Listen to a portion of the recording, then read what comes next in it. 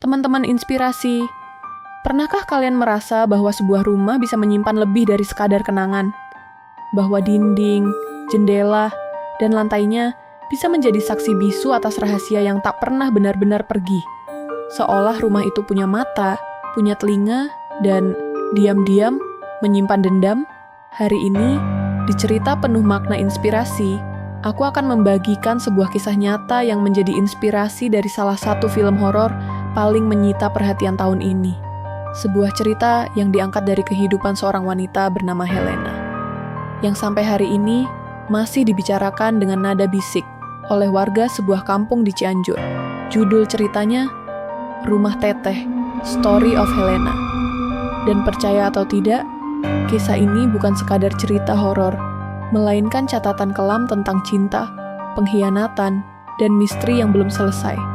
Rumah itu dulu tampak megah, sebuah bangunan tua warisan keluarga, berdiri di tengah perkebunan yang sejuk, dengan nuansa kolonial yang anggun. Tapi siapa sangka, di balik keindahannya, rumah itu menyimpan sesuatu yang tak bisa dijelaskan oleh logika. Sesuatu yang membuat siapapun yang pernah tinggal di dalamnya tak pernah benar-benar keluar dengan utuh. Helena tinggal di sana seorang diri. Warga menyapanya dengan sebutan teteh, sopan, pendiam, dan jarang terlihat keluar rumah. Tapi ketika ia ditemukan meninggal secara tragis, cerita yang tersembunyi mulai mengapung ke permukaan. Bukan hanya soal bagaimana ia meninggal, tapi mengapa rumah itu seperti enggan melepaskan siapapun yang memasukinya. Apa yang sebenarnya terjadi di dalam rumah teteh? Siapa sebenarnya Helena?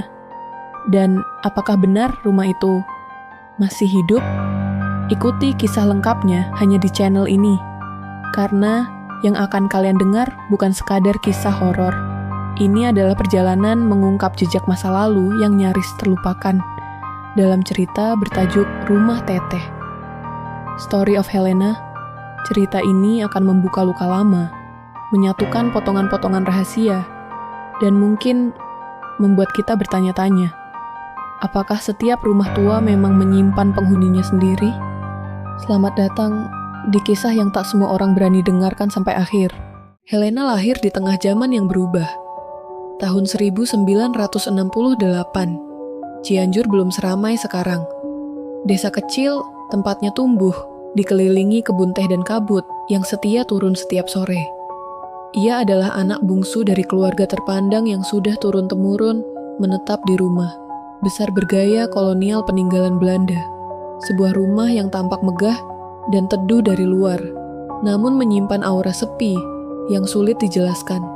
Helena tumbuh sebagai anak yang tenang. Dari kecil, ia jarang keluar rumah. Ibunya dikenal keras dalam mendidik, ayahnya lebih sering bepergian. Kakak-kakaknya satu persatu meninggalkan rumah, memilih hidup di luar kota. Hanya Helena yang bertahan. Entah karena pilihan atau karena sesuatu yang mengikatnya pada rumah itu. Waktu berjalan, dan desa berubah. Jalan-jalan mulai diaspal, lampu-lampu listrik masuk ke perkampungan, tapi rumah Helena tetap seperti dulu. Redup, dingin, dan seolah tak bersahabat bagi orang luar. Warga sekitar menyebutnya rumah diam, jarang terdengar suara dari dalam. Jendelanya selalu tertutup, gerbang besi tua hanya terbuka jika tukang sayur lewat atau tukang pos mengantar surat. Namun, ada yang membuat orang tak pernah sepenuhnya menjauhi Helena. Ia dikenal sopan, ramah saat disapa, dan selalu memberikan senyum kecil meski matanya tampak jauh. Setiap Jumat, ia mengantar sedekah ke masjid. Setiap malam minggu, ia terlihat duduk sendiri di teras, memandangi langit. Tidak ada yang tahu apakah ia kesepian, atau justru tidak sendiri. Tahun-tahun berlalu, Helena bertahan dalam rutinitas yang sama, dalam rumah yang sama. Ia tidak menikah, tidak pernah terdengar menjalin hubungan dengan siapapun. Beberapa warga berspekulasi bahwa Helena menjaga sesuatu. Ada yang bilang ia merawat roh orang tuanya yang masih menetap di sana. Ada juga yang percaya bahwa rumah itu telah memilih Helena sebagai penjaganya. Yang pasti, tidak ada satupun anak kecil yang berani bermain terlalu dekat dengan pagar rumah itu. Dan kemudian, pagi itu datang. Di awal tahun 1000, 999, seorang tukang kebun yang biasa membersihkan halaman luar mendapati rumah Helena dalam keadaan sepi. Tak ada jawaban saat dipanggil. Gerbang tak terkunci.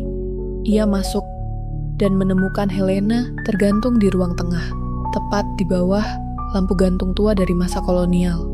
Tangannya terikat ke depan, dan wajahnya tersenyum tipis, seolah ia telah menunggu saat itu. Kematian Helena mengguncang desa kecil itu. Polisi datang, berita menyebar. Tapi ada yang lebih dingin dari tubuh Helena saat itu, yaitu atmosfer rumah itu, yang tiba-tiba menjadi lebih berat, seolah apapun yang selama ini tersembunyi kini bangkit. Dan disinilah segalanya bermula.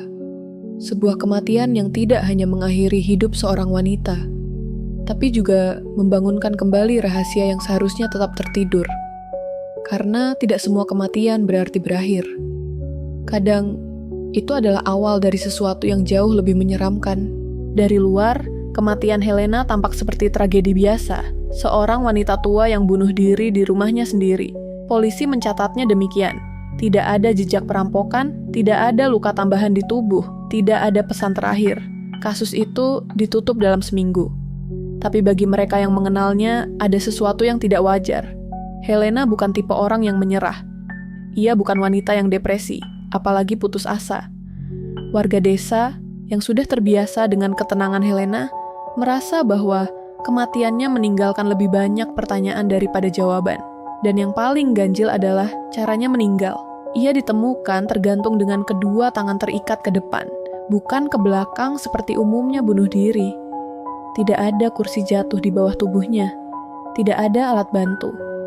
Padahal, langit-langit rumah itu tinggi. Siapa yang mengikatnya? Atau apa? Rumor pun merebak cepat, seperti kabut di pagi hari. Ada yang percaya Helena tidak mati karena keinginannya sendiri. Ada yang berkata, ia diminta menemani sesuatu. Bahkan, ada yang bersumpah melihat lampu rumah menyala sendiri selama 3 malam setelah kematiannya. Bau dupa tercium di udara, dan suara ketukan terdengar dari dalam rumah kosong itu. Salah satu warga, seorang ibu tua, mengaku bermimpi didatangi Helena yang hanya berdiri di ambang pintu, mengenakan kebaya putih, dan berkata, "Pelan, jangan biarkan mereka masuk." Siapa yang dimaksud mereka? Tidak ada yang tahu pasti. Beberapa hari setelah pemakaman, keluarga jauh Helena datang dari Jakarta. Salah satunya adalah Rani, keponakan yang semasa kecil pernah bermain di rumah itu. Ia yang akhirnya ditunjuk sebagai ahli waris. Rani adalah gadis cerdas, modern dan skeptis. Baginya, rumah tua itu hanya peninggalan yang perlu dibersihkan dan dipugar sebelum dijual atau disewakan. Ia tak percaya cerita mistis, tidak percaya energi rumah. Tapi itu sebelum ia kembali membuka gerbang berkarat rumah tetehnya dan melangkah masuk ke dalam sejarah yang selama ini terkunci rapat. Ia belum tahu bahwa rumah itu masih hidup dan Helena mungkin belum benar-benar pergi. Pagi itu, udara di Cianjur terasa lebih dingin dari biasanya. Rani berdiri di depan rumah tua yang telah lama tidak ia kunjungi. Dulu, saat kecil, ia hanya menghabiskan 1-2 liburan sekolah di tempat ini, dan itu pun tidak pernah lebih dari seminggu. Tapi hari itu, ia datang bukan sebagai tamu. Ia datang sebagai ahli waris. Surat notaris sudah ditandatangani, semua berkas legal sudah selesai. Rumah besar ini, beserta seluruh isinya, sekarang milik Rani. Ia datang bersama seorang teman arsitek dan seorang tukang bangunan lokal. Tujuannya jelas, menilai kondisi rumah, dan memutuskan apakah akan direnovasi, disewakan, atau dijual. Begitu ia membuka pintu kayu utama yang sudah berderit karena usia, aroma khas langsung menyambut. Bau lembab, debu tua, dan sesuatu yang samar, seperti bau dupa yang tertinggal terlalu lama. Langkah pertama ke dalam rumah itu membawa Rani kembali ke masa kecilnya, ketika ia sering sembunyi di balik lemari dan mendengar suara langkah di lorong, padahal tidak ada siapa-siapa. Semuanya masih seperti dulu. Meja makan besar, lemari porselen tua, lukisan-lukisan keluarga yang tampak lebih suram dari yang ia ingat. Kamar tidur Helena pun tetap tertata rapi, seolah pemiliknya baru saja keluar sebentar. Ada tas tangan di atas meja rias, sapu tangan yang dilipat rapi, dan sebuah buku catatan kecil di sisi tempat tidur. Hal pertama yang menarik perhatian Rani. Buku itu tampak biasa. Sampul kulit tua, sedikit berjamur. Tapi saat ia membukanya, halaman-halaman dalamnya penuh dengan tulisan tangan Helena yang rapi. Bukan sekadar catatan harian, tetapi semacam dokumentasi tentang mimpi, tentang suara-suara, tentang pengunjung malam hari. Rani awalnya tertawa kecil. Ia mengira ini hanya tulisan wanita tua yang kesepian. Tapi semakin banyak halaman ia baca, semakin muncul benang merah yang ganjil. Helena sering menulis tentang pengganti, tentang perjanjian lama, dan tentang bayangan di cermin yang tak pernah bergerak bersamaan. Ada satu halaman yang membuat Rani berhenti, tertulis dengan tinta merah. Jika kamu membaca ini, artinya aku telah digantikan. Jangan biarkan mereka menyentuh tanah ini. Jangan izinkan rumah ini terbuka lebih dari 3 malam berturut-turut. Saat itu juga, teman arsiteknya memanggil dari loteng. Mereka menemukan sebuah pintu kecil tersembunyi di balik tumpukan kardus tua. Pintu itu terkunci, tapi yang aneh, di bawahnya terdapat bekas darah kering, seperti pernah ada sesuatu yang diseret keluar atau masuk. Sesuatu dalam diri Rani mulai bergetar. Naluri yang lama terkubur muncul kembali. Rumah ini bukan sekadar bangunan tua, ia menyimpan sesuatu, dan mungkin sesuatu itu belum sepenuhnya tidur.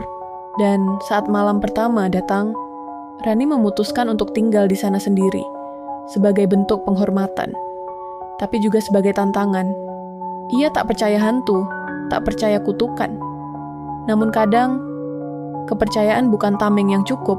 Malam di rumah tua itu datang perlahan, seperti tirai berat yang ditarik diam-diam. Angin dingin menyelinap masuk dari celah jendela tua. Rani duduk sendirian di ruang tengah, membaca ulang buku catatan Helena dengan senter kecil. Karena listrik sempat padam beberapa menit sebelumnya. Ia mencoba menepis rasa tidak nyaman yang mulai merayap di tulang belakangnya. Ia memutuskan tidur lebih awal. Kamar Helena, yang kini menjadi kamarnya, terasa lebih dingin dari ruangan lain. Langit-langit tinggi dengan lampu gantung besar yang bergoyang perlahan meski angin tidak bertiup. Rani memandangi bayangan-bayangan panjang di dinding, mencoba mengabaikan rasa tidak wajar yang mencekam. Sekitar pukul 2 dini hari, suara pertama itu muncul, seperti langkah kaki di loteng. Teratur, berat, namun tidak tergesa-gesa. Rani terbangun, duduk di ranjang. Ia mendengarkan, menahan napas. Langkah itu berhenti di atas kamarnya, lalu diam. Beberapa menit kemudian, suara ketukan datang dari arah pintu kecil yang ditemukan siang tadi. Pintu loteng tersembunyi. 3 ketukan, lalu hening. Lalu, ketukan dibalas dari dalam. Rani tidak bisa bergerak.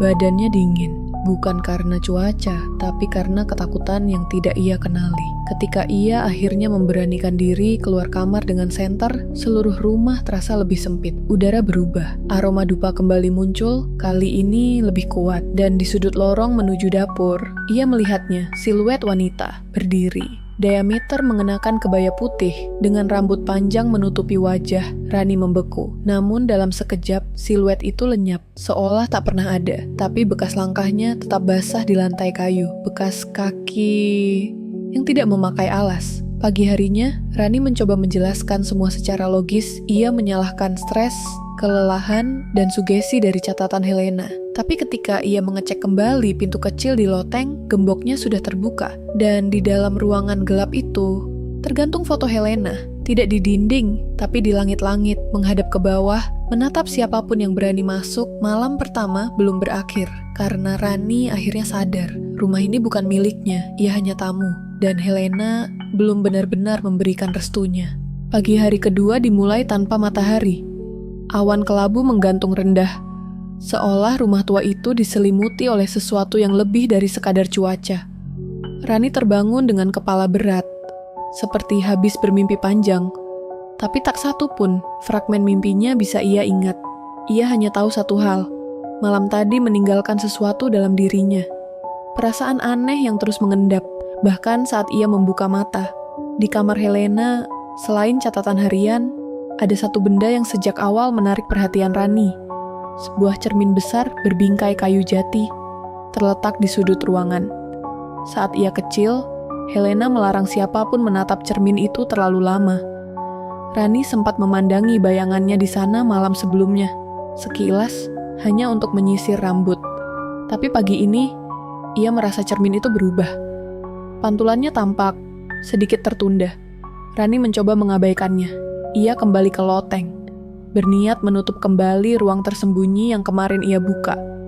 Tapi saat menarik pintu kecil itu, udara dingin menyergap wajahnya. Di dalam ruangan, kini berserakan potongan kain putih, seperti bekas kebaya yang tercabik. Dan yang lebih aneh, di lantai tergores sebuah lingkaran sempurna, seperti lambang kuno yang tertulis dengan sesuatu yang menghitam. Ia tidak menemukan penjelasan, tapi perasaan dihantui mulai tumbuh jadi sesuatu yang lebih nyata, gangguan. Siang itu, saat menyapu lorong belakang, Rani mendengar suara tawa perempuan dari arah kamar mandi. Bukan tawa menyeramkan seperti di film-film horor, tapi tawa yang pelan, menertawakan dirinya. Ia masuk, memeriksa seluruh ruangan, tak ada siapapun. Namun di cermin wastafel, tampak bekas tangan kecil yang seperti tertinggal dari sisi dalam. Rani mulai mencatat semuanya di ponselnya, sebagai cara untuk tetap waras. Tapi setiap kali ia membuka catatan digital itu, layar ponselnya tiba-tiba gelap. Begitu dinyalakan lagi, aplikasi catatan itu kosong. Seolah rumah itu tidak ingin cerita tentangnya dibawa keluar. Malam kedua datang dengan hening yang tidak biasa. Tak ada suara jangkrik, tak ada anjing menggonggong dari kejauhan. Semua seperti menunggu sesuatu. Dan ketika Rani melihat ke cermin tua itu sekali lagi, ia mendapati dirinya berdiri lebih lama dari yang ia sadari. Di sana, ia melihat bukan hanya bayangannya, tapi sosok lain di belakangnya. Tak bergerak, tidak berkedip. Ia menoleh, kosong. Tapi saat kembali ke arah cermin, pantulannya sudah berubah. Bukan dirinya yang berdiri di sana, tapi seorang perempuan dengan wajah yang menyerupai dirinya, mengenakan kebaya putih dan rambut panjang yang menutupi setengah wajah. Dan saat Rani mundur panik, terdengar suara halus, seolah bisikan langsung di telinga. "Kamu sudah melihat terlalu banyak." Rani jatuh terduduk. Ia mencoba keluar dari kamar, tapi pintu terkunci dari dalam. Suara langkah di loteng mulai terdengar lagi. Dan dari cermin, muncul kabut kecil seperti embusan napas dari sisi lain. Ia tidak tidur malam itu. Ia menyalakan semua lampu, duduk di lantai, memegang buku catatan Helena seperti tameng terakhir. Dan dalam heningnya, ia sadar, mungkin dirinya bukan hanya pewaris rumah ini, tapi pewaris sebuah ikatan yang belum selesai. Hari ketiga, pagi yang basah, gerimis turun seperti bisikan-bisikan kecil dari langit, dan rumah tua itu menjadi lebih lembab, lebih gelap dari sebelumnya. Rani hampir tidak tidur semalaman. Ia merasa tubuhnya berat, seperti kelelahan yang bukan berasal dari fisik semata. Saat sedang mencuci muka di kamar mandi, ia melihat sesuatu di lehernya. Bekas merah seperti lebam memanjang dari tengkuk ke bahu. Ia yakin semalam tidak terluka, tapi luka itu seperti bekas jari yang mencengkeram. 3 garis sejajar yang membekas samar. Tidak terasa sakit, tapi ada sensasi panas membakar yang aneh. Dan yang lebih mengganggu, ia merasa seperti disentuh saat tidur. Ia menelepon seorang temannya di Jakarta, mengabari bahwa ia ingin mempercepat proses renovasi. Namun panggilannya selalu gagal. Sinyal hilang total. Padahal, sebelumnya tak pernah bermasalah. Rani mencoba keluar rumah untuk mencari titik sinyal. Tapi setiap kali ia melangkah keluar gerbang, tubuhnya menjadi lemas. Seperti ditarik kembali. Seperti tubuhnya menolak meninggalkan halaman rumah. Saat itulah ia sadar. Sejak malam pertama, ia belum benar-benar meninggalkan rumah itu walau hanya sebentar. Setelah makan siang seadanya, Rani kembali membuka buku catatan Helena. Kali ini, ia menemukan halaman yang membahas tentang tanda luka. Menurut catatan itu, rumah memiliki caranya sendiri untuk memilih dan menandai penggantinya. Luka di tubuh bukanlah luka biasa, melainkan penyambung, semacam meterai spiritual.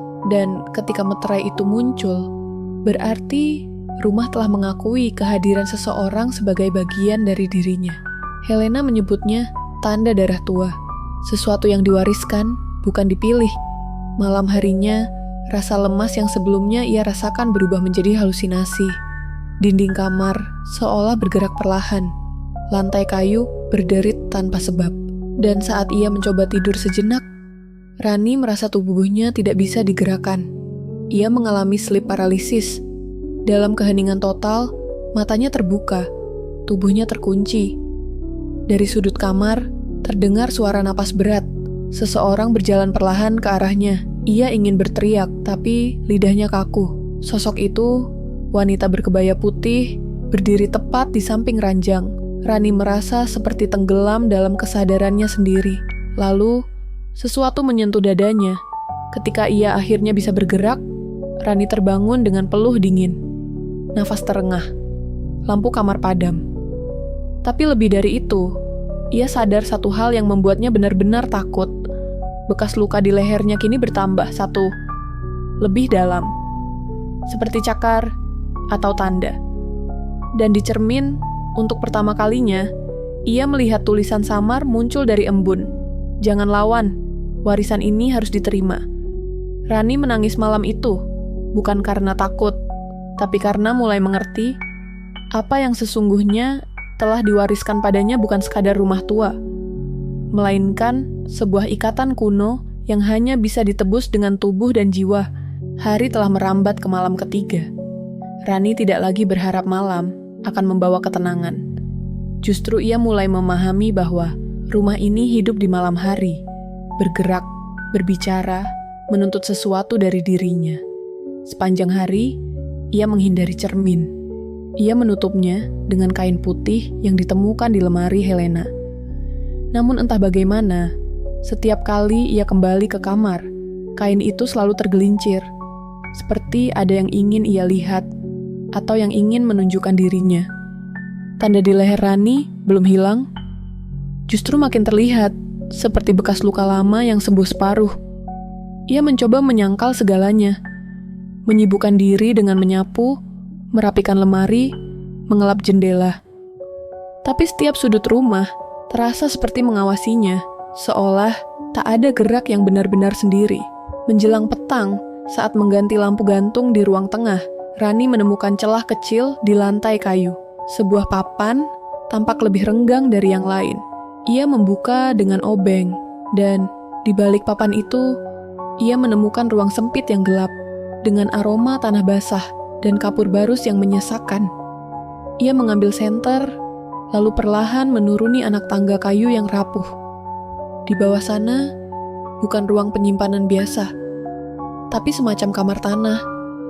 Dindingnya lembab, sebagian tertutup kain hitam.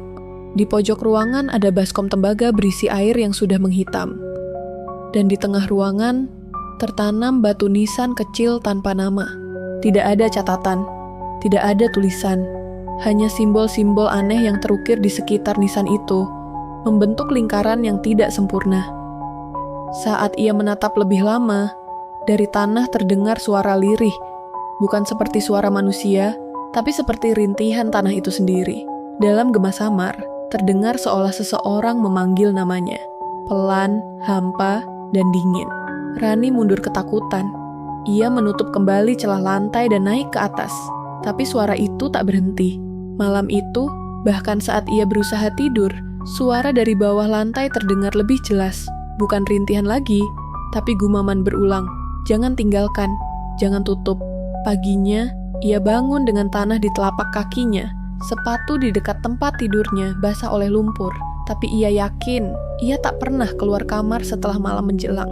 Perasaan aneh muncul, seolah sebagian dari dirinya telah turun kembali ke ruang itu dalam tidur. Atau lebih buruk, ia tak pernah naik kembali sepenuhnya. Hari keempat dimulai tanpa orientasi waktu. Rani tak tahu lagi pukul berapa, hari apa, atau bahkan sudah berapa lama ia di rumah itu. Suara jam dinding masih berdetak, tapi tak ada yang berubah di jarum panjang maupun pendek. Jam berhenti di angka 12, tengah malam yang beku. Ia berniat menyalakan dupa atau menyiram rumah dengan air bunga, seperti yang pernah dilakukan Helena saat rumah mulai tidak tenang. Tapi saat menuju dapur, langkahnya terhenti di tengah tangga. Di anak tangga ketiga, ada bercak merah yang membentuk pola menetes ke bawah. Darah, segar, dan masih basah. Rani menelusuri jejak itu dengan jantung berdentum. Setiap anak tangga menuju ruang tamu memiliki tetesan yang sama, mengarah ke pintu kamar Helena. Di depan pintu, genangan kecil terbentuk. Tapi saat ia buka pintunya, kamar itu kosong, bersih. Tak ada tanda apapun. Namun begitu Rani berbalik, ia melihat cermin tua itu. Entah mengapa kini berada di lorong, bukan lagi di kamar. Di permukaannya, bercak darah membentuk huruf-huruf yang sulit terbaca. Tapi satu kata tampak jelas, ampuni. Dinding rumah mulai mengeluarkan bunyi gemeretak aneh. Suara paku yang seperti dicabut dari dalam kayu. Dan dari sela-sela plafon, terdengar suara tangisan. Tangis perempuan, panjang, memilukan, seperti seseorang yang tak pernah sempat meminta maaf atas dosanya. Rani mencari sisa catatan Helena. Ia menemukan halaman yang bercerita tentang pengunci tanah. Ritual pemisah antara dunia yang hidup dan yang terhenti. Dalam catatan itu, Helena menulis tentang kesalahan yang pernah ia lakukan.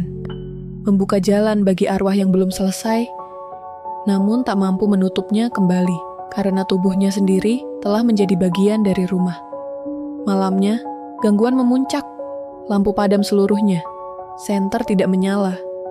Bahkan korek api pun tidak menghasilkan percikan. Dalam gelap, rumah bernafas. Dinding mengeluarkan aroma besi dan tanah. Dan di tengah malam, Rani mendengar suara langkah dari loteng. Berat dan lambat. Lalu suara sesuatu menyeret di lantai, seperti beban yang dipikul oleh tubuh Renta. Ia tak bisa tidur. Ia hanya duduk di pojok kamar, mendekap tubuh, menunggu fajar. Dan saat matahari akhirnya muncul, sinarnya menembus kaca jendela. Tapi bayangan Rani tidak terlihat di lantai. Ia memegang tubuhnya. Masih ada. Tapi di cermin, tidak ada refleksi. Hari itu, Rani sadar satu hal yang lebih menyeramkan dari penampakan. Mungkin sebagian dirinya sudah tak sepenuhnya hidup. Rani akhirnya melakukan sesuatu yang selama ini ia hindari. Menelpon Teteh, perempuan tua yang menitipkan rumah ini padanya. Suaranya bergetar saat menyapanya, tapi Teteh langsung tahu. Bahkan sebelum Rani sempat bercerita. Sudah mulai terasa ya? Begitu katanya, dengan nada yang tak sepenuhnya terkejut. Teteh tidak banyak berbasa-basi. Ia meminta Rani datang menemuinya di rumah susun tempat ia tinggal, tak jauh dari terminal kota. Ketika Rani tiba, ia disambut oleh sosok wanita Renta yang jauh berbeda dari bayangan masa lalunya. Tubuh Teteh tampak kurus, kulitnya pucat, seperti tak pernah terkena cahaya, dan mata itu menyimpan sesuatu yang belum selesai. Di ruang tamu sempit yang beraroma kayu manis dan minyak gosok, Teteh membuka sebuah album lusuh. Di dalamnya, foto-foto lama yang sudah menguning memperlihatkan wajah Helena. Lebih muda, ceria dan penuh rahasia. Teteh bercerita tentang masa lalu Helena, tentang bagaimana ia dulu menjadi istri kedua seorang dukun keturunan Jawa kolonial.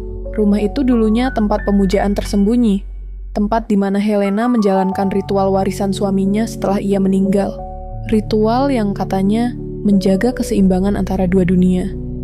Tapi yang tidak pernah diceritakan adalah Helena tidak pernah benar-benar mewarisi ilmunya secara penuh. Ia hanya mewarisi ikatannya, dan ikatan itu seperti rantai melekat pada darah. Helena mencoba menutup gerbang itu, tapi ia terlambat, ujar Teteh. Matanya menatap kosong ke arah jendela. Ia sudah terlalu dalam, dan satu-satunya cara untuk benar-benar menutupnya adalah dengan pengganti. Rani tidak segera mengerti maksud kata itu. Tapi, ketika Teteh menatapnya, tajam dan langsung ke dalam hati, ia mengerti. Rumah itu tidak hanya dihuni oleh arwah, tapi dikendalikan oleh warisan. Dan ia secara tidak langsung telah menjadi bagian dari siklus itu. Seminggu sebelum meninggal, Helena menyerahkan surat tanah kepada Teteh. Tapi bukan untuk diwariskan, melainkan untuk diserahkan pada seseorang yang cukup kuat menahan. Bukan keturunan, tapi semacam wadah baru. Dan Teteh memilih Rani. Karena kamu tidak punya siapa-siapa, karena kamu bersih, karena kamu bisa menahan luka itu lebih lama dari kami semua. Kata-kata itu terasa seperti pengkhianatan, tapi juga seperti takdir. Rani pulang dengan tubuh gemetar. Tapi malam itu, ia sudah tidak lagi bertanya siapa yang menempatkannya di rumah itu. Ia mulai bertanya, apa yang harus ia lakukan sekarang setelah tahu semua ini? Dan di dalam rumah yang senyap, Helena menjawab, bukan dengan suara, tapi dengan kehadiran. Untuk pertama kalinya, Rani melihatnya dengan jelas. Di ujung lorong, di bawah lampu temaram yang berkedip, sosok perempuan dengan gaun putih lusuh berdiri diam. Wajahnya setengah membusuk, namun sorot matanya lembut, seperti meminta sesuatu yang belum selesai. Rani tidak tidur malam itu. Ia membuka lemari tempat catatan Helena disimpan, menggali hingga lapisan terdalam. Di sana, ia menemukan sebuah kotak kayu tua yang tak pernah ia sentuh sebelumnya. Di dalamnya, kain kafan kecil, seutas tali kering dari rambut manusia, dan paku besi sepanjang jari telunjuk. Bersama benda-benda itu ada selembar kertas usang bertuliskan tangan Helena. Untuk menutup, harus mengikat. Untuk mengikat, harus melepaskan sesuatu yang hidup. Rani tahu, ini bukan ritual main-main. Ini bukan sekadar membakar kemenyan atau membaca mantra. Ini tentang perjanjian lama, antara darah dan tanah. Ia menggambar lingkaran pengikat di lantai ruang bawah, tepat di tempat batu nisan tak bernama itu berdiri. Malam terasa lebih dingin dari biasanya. Bahkan lampu minyak tak mampu menepis kabut tipis yang merayap dari lantai. Ia menyalakan dupa, meneteskan darahnya sendiri ke tanah, seperti yang dituliskan dalam catatan Helena. Darahnya menyentuh batu nisan, dan dari celah tanah itu muncul suara jeritan kecil, bukan marah, tapi seolah lega. Seolah sesuatu yang terkubur sangat lama akhirnya diberi nama. Tapi ritual tidak berhenti di sana. Tali rambut manusia itu harus diikatkan ke tubuhnya sendiri, ke pergelangan tangan kiri. Lalu paku besi harus ditanam tepat di sisi nisan, sebagai penanda bahwa darah baru telah mengambil alih ikatan lama. Dan ketika paku ditancapkan, seluruh rumah berguncang. Langit-langit retak, dinding memuai. Dan di antara jeritan angin, terdengar suara perempuan, Helena, memanggil. Dengan nada syukur dan duka, Rani jatuh pingsan di tempat itu. Ia bangun keesokan harinya, tubuhnya lemah, tapi suara-suara itu hilang. Rumah tidak lagi bernafas, tangga tidak lagi berdarah, cermin tidak lagi menunjukkan wajah yang bukan miliknya. Tapi harga dari semua itu adalah satu, dirinya sendiri. Sejak hari itu, Rani tidak lagi merasa sepenuhnya manusia. Ia hidup, tapi kadang ia bisa merasakan suara-suara dari dalam tanah. Ia bisa mencium bau dupa yang tak dinyalakan. Ia tahu kapan arwah lewat di dekatnya. Walau tidak terlihat, rumah itu kini diam. Tapi Rani tahu, diam bukan berarti bebas. Diam berarti menunggu. Dan rumah itu akan terus menunggu. Tidak semua rumah dibangun untuk ditinggali. Ada rumah yang hadir sebagai wadah. Untuk kenangan, untuk luka, dan untuk jiwa-jiwa yang belum selesai. Rumah Teteh, Story of Helena, bukan hanya kisah tentang arwah gentayangan atau cermin yang memantulkan kegelapan, tapi juga tentang warisan tak terlihat yang diwariskan dari satu perempuan ke perempuan lain. Bukan melalui darah, melainkan melalui kesepian dan pilihan untuk bertahan. Rani datang sebagai seseorang yang hanya ingin menemukan tempat tenang setelah hidup yang tak menentu. Tapi yang ia temukan justru kebenaran tentang dirinya sendiri. Tentang seberapa jauh manusia bisa bertahan di tengah suara-suara yang tak pernah diberi ruang untuk selesai. Tentang bagaimana rasa bersalah dan janji yang dilupakan bisa membentuk ruang, dinding, dan bahkan napas dalam sebuah rumah.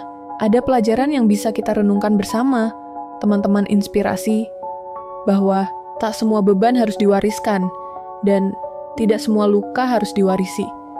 Kadang, keberanian terbesar bukanlah melawan yang tak terlihat, tetapi menghadapi sejarah kelam yang diwariskan dalam diam. Dan memutus rantai itu, meski menyakitkan, adalah bentuk cinta tertinggi pada diri sendiri. Kini, rumah itu diam. Tapi diam bukan berarti akhir. Diam adalah jeda, dan seperti semua jeda, ia menunggu. Entah untuk kedamaian, atau untuk seseorang yang baru. Bagaimana menurut kalian, teman-teman inspirasi? Jika kalian berada di posisi Rani, apakah kalian akan tinggal dan menyelesaikan warisan itu? Atau pergi dan meninggalkan semuanya? Tulis pendapat kalian di kolom komentar. Dan jika cerita ini meninggalkan kesan di hati kalian, jangan lupa untuk menyukai video ini, membagikannya, dan subscribe agar tidak ketinggalan cerita-cerita penuh makna lainnya. Kalian baru saja menyimak Rumah Teteh, Story of Helena, sebuah kisah horor penuh makna yang menggali lebih dalam tentang rumah, trauma, dan takdir, hanya di channel Cerita Penuh Makna Inspirasi. Sampai jumpa di cerita selanjutnya, teman-teman inspirasi.